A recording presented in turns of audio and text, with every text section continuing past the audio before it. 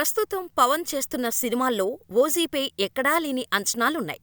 సుజిత్ ఈ సినిమాను powerful gangster డ్రామాగా తెరకెక్కిస్తున్నాడు. ఇప్పటికే రిలీజైన హంగ్రీ చీతా గ్లింప్స్ ఫ్యాన్స్ కి గూస్ బంప్స్ తెప్పించింది. సెప్టెంబర్ 27న ఓజీ రిలీజ్ కు ప్లాన్ చేస్తున్నారు. కానీ పోస్ట్ పోన్ అయ్యే ఛాన్స్ ఉందని వినిపిస్తోంది.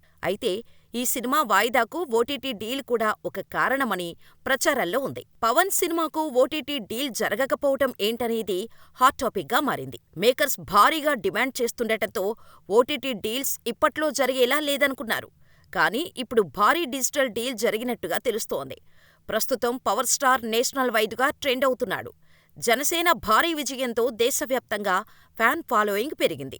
దీంతో ఓజీ డిజిటల్ రైట్స్ ను ప్రముఖ ఓటీటీ ప్లాట్ఫామ్ నెట్ఫ్లిక్స్ ఏకంగా 90 కోట్లకు దక్కించుకున్నట్టుగా సమాచారం.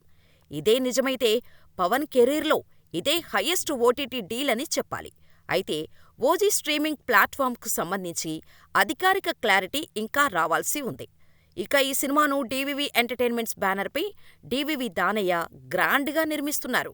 ప్రియాంక మోహన్ హీరోయిన్గా నటిస్తుండగా ఇమ్రాన్ హష్మీ విలన్గా నటిస్తున్నాడు. తమన్ మ్యూజిక్ అందిస్తున్నాడు. ఇప్పటికే షూటింగ్ చివరి దశకు చేరుకుంది. పవన్ డేట్ ఇస్తే గుమ్మడికాయ కొట్టేసి అనుకున్న సమయానికి సినిమా రిలీజ్ చేయటానికి మేకర్స్ రెడీ అవుతున్నారు. మరి ఓజీ ఎలా ఉంటుందో చూడాలి.